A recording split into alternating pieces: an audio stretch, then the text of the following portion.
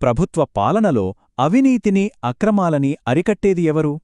పరిపాలనలో పారదర్శకతను పెంచడానికి మన దేశంలో ఎలాంటి వ్యవస్థలున్నాయి? ఈరోజు మనం ప్రభుత్వానికి కాపలాదారులుగా పనిచేసే కొన్ని కీలక సంస్థల గురించి వివరంగా తెలుసుకుందాం. సరే, మరి ఇంత పెద్ద ప్రభుత్వ వ్యవస్థలో అధికారాన్ని అదుపులో పెట్టేది ఎవరు? వాళ్లకు జవాబుదారీతనం ఉండేలా చూసేదెవరు? ఈ ప్రశ్నకు సమాధానమే వాచ్ డాగ్స్. పేరు వినగానే అర్థమవుతుంది కదా, కాపలా కుక్కల్లాంటి సంస్థలన్నమాట. ఇవి ఏం చేస్తాయంటే ప్రభుత్వ యంత్రాంగం సరిగ్గా నడుస్తోందా లేదా అని నిరంతరం ఒక కన్నేసుంచుతాయి. ఎక్కడైనా తప్పు జరిగితే వెంటనే పసిగట్టి హెచ్చరించి వాటిని సరిదిద్దే ప్రయత్నం చేస్తాయి. ఈరోజు మన విశ్లేషణలో మొదట ఈ వాచ్ డాగ్ అనే కాన్సెప్ట్ ప్రపంచవ్యాప్తంగా ఎలా మొదలైందో చూద్దాం. ఆ తర్వాత దాని స్ఫూర్తితో భారతదేశంలో ఏర్పడిన లోక్పాల్, లోకాయుక్త ఇంకా సివిసి వంటి కీలక సంస్థల గురించి ఒక్కొక్కటిగా తెలుసుకుందాం. ఇప్పుడు మనం చూడబోయే ఈ సంస్థలన్నింటికీ ఒకటే మూలం. అది ఒక అంతర్జాతీయ భావన. అదేంటో ఇప్పుడు చూద్దాం. సింపుల్గా చెప్పాలంటే ఓంబుడ్స్మన్ అంటే ఏంటంటే, ప్రభుత్వ అధికారుల వల్ల ప్రజలకు ఏమైనా అన్యాయం జరిగినప్పుడు వాళ్లు వెళ్లి ఫిర్యాదు చేయడానికి ఏర్పాటు చేసిన ఒక స్వతంత్ర వ్యవస్థ. సామాన్య పౌరుడికి న్యాయం సులభంగా, వేగంగా అందడమే దీని అసలు ఉద్దేశ్యం. అయితే ఈ ఓంబుడ్స్మన్ వ్యవస్థ సమర్థవంతంగా పనిచేయాలంటే కొన్ని ముఖ్య లక్షణాలు ఉండాలి. అన్నింటికంటే ముఖ్యంగా అది ప్రభుత్వం నుండి పూర్తి స్వతంత్రంగా ఉండాలి. ఎలాంటి రాజకీయ ఒత్తిడ్లకు లొంగకూడదు. అప్పుడే కదా పౌరులు ధైర్యంగా ముందుకొచ్చి ఫిర్యాదు చెయ్యగలరు, తమకు న్యాయం జరుగుతుందని నమ్మగలరు. సరే, ఇప్పుడు ఈ ఓంబుడ్స్మన్ అనే గ్లోబల్ కాన్సెప్ట్ని స్ఫూర్తిగా తీసుకుని మన దేశంలో జాతీయ స్థాయిలో ఏర్పాటు చేసిన సంస్థే లోక్పాల్. దాని గురించి ఇప్పుడు వివరంగా చూద్దాం. లోక్పాల్ ప్రయాణం అంత తేలికగా ఏమీ సాగలేదు. దాని వెనుక కొన్ని దశాబ్దాల పోరాటమే ఉంది. ఇక్కడ చూడండి, 1963లో డాక్టర్ ఎల్ఎం సింఘ్వి గారు మొదటిసారి ఈ ఆలోచనను ప్రతిపాదించారు. కాని అది చట్టంగా మారడానికి ఏకంగా 2013 వరకు ఆగాల్సొచ్చింది. అంటే దాదాపు 50 ఏళ్లు.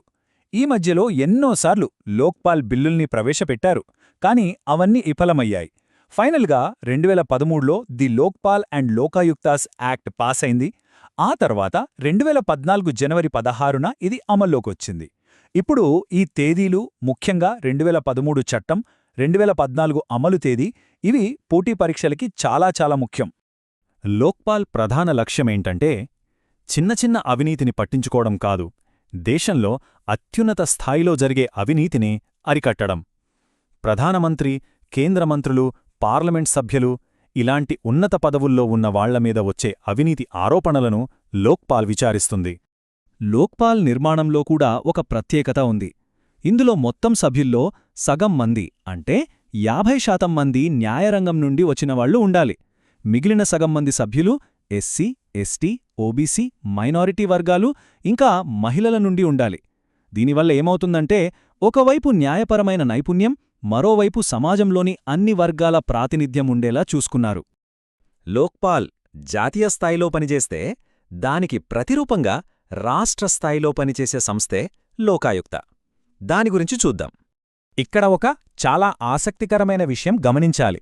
జాతీయ స్థాయిలో లోక్పాల్ రాకముందే రాష్ట్రాల్లో లోకాయుక్తలను ఏర్పాటు చేయడం మొదలైంది.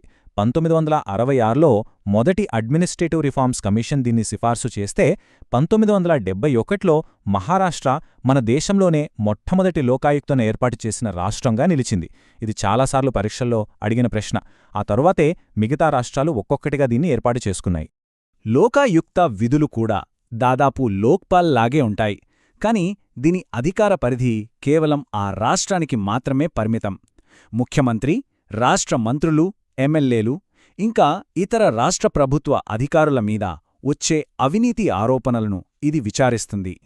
సరే, ఇప్పుడు ఈ వ్యవస్థలోనే కొంచెం భిన్నమైన పాత్ర పోషించే మరో కీలకమైన కేంద్ర సంస్థ సెంట్రల్ విజిలెన్స్ కమిషన్ అంటే సివిసి గురించి చూద్దాం.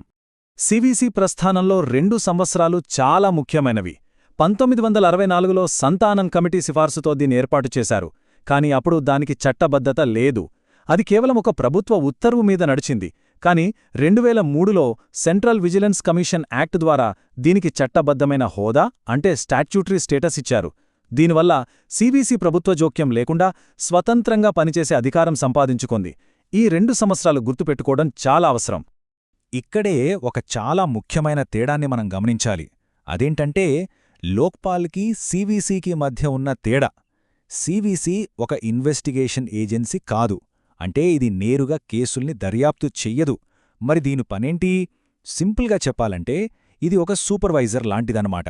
ప్రభుత్వ ఆఫీసుల్లో విజిలెన్స్ విభాగాలు సరిగ్గా పని చేస్తున్నాయా లేదా అని చూస్తుంది. అంతేకాదు, అవినీతి నిరోధక చట్టం కింద సిబిఐ దర్యాప్తు చేసే కేసుల్ని కూడా సివిసి పర్యవేక్షిస్తుంది. సో పాయింటేంటంటే ఇది దర్యాప్తు చెయ్యదు, దర్యాప్తు చేసేవాళ్లను పర్యవేక్షిస్తుంది. అయితే ఈ సంస్థలన్నీ కలిసి ఒక జవాబుదారీతనం ఉన్న వ్యవస్థని ఎలా తయారు చేస్తాయి చూద్దాం.